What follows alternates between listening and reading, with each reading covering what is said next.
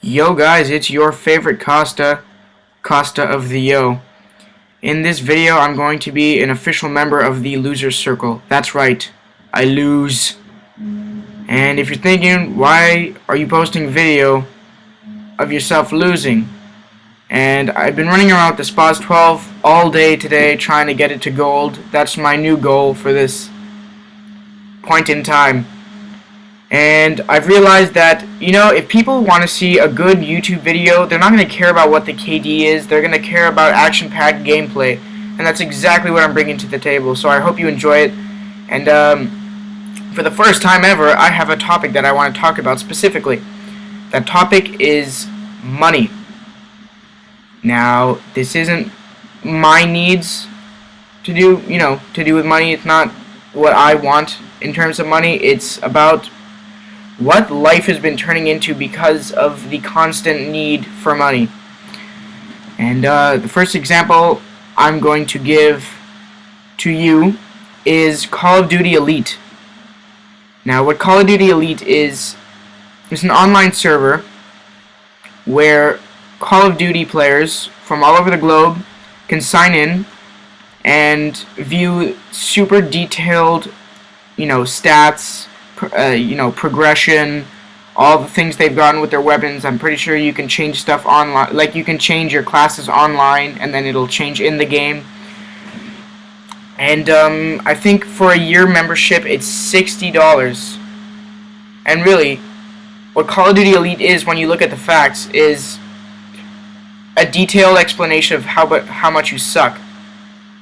You get to know how much you suck in detail. That's what it is. And really, all you're doing is paying $60 for a membership for 6 new maps, which is kind of stupid because you can buy all these new maps, and I just figured it out like 2 days ago on the marketplace for only 1,200 Microsoft points. So it's you can argue with me all you want, but to me, Call of Duty Elite is kind of a waste of money. What it really is a detailed explanation of how much you suck and 6 maps for Modern Warfare 3. Call me stupid, but that's kind of a bad deal if you ask me. But another explanation, or not explanation, but another sort of, what's the word I'm looking for now? I'm having a brain fart right now, hold on. Another example of why money is so important to people and why people just keep hoarding money for no reason is, how Apple came out with the iPad 2? You know what the difference was between the original iPad and the iPad 2? The iPad 2 is white and it has cameras. That is the only difference between the iPad original and the iPad 2. But Apple has been doing this for a while now. They come out with a new iPod Touch, a new iPhone, or a new iPad, and it's the slightest difference, whether it be a camera, whether the screen, projects stuff better, like it's more HD, like whatever the situation may be, they come out with a new product every time. But no one can really notice the difference, but unless Apple explains it to you. So, oh look, there's a camera on the front of the iPad, and Apple comes out and says, "Oh no, the camera on the iPad 2 is so much more. It's it's so pointless. Like video compatibility on the iPad, is that really useful? You're gonna run around with something like 3 times the size of a freaking book and film shit. Are you stupid? You're going to be sailing in the middle of the ocean with an iPad 2 and you're going to film. If it's a windy day on top of it, it's kind of thin, so if the winds are strong enough, the thing's going to fly right out of your hand because you're trying to film something with a freaking encyclopedia. That's stupid, Apple. That's stupid. So many people they think they're being creative, but when really they're trying to con the people that are, buying their products, because, businessmen, businesswomen, all these important people's bosses, lawyers, they're all like, well, I have a lot of money and I'm pretty important, so I figure why not get the most expensive and important thing out there right now. And what else is more important and expensive than anything else is the new product that's come out.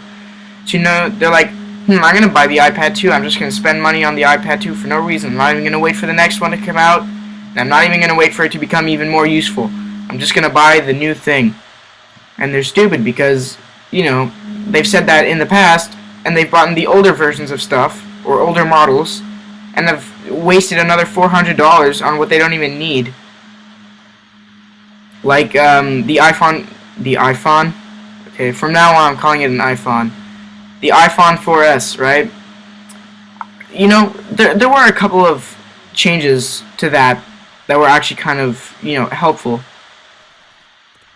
Like, what I'm talking about is the 8-bit megapixel camera that was added to the iPhone.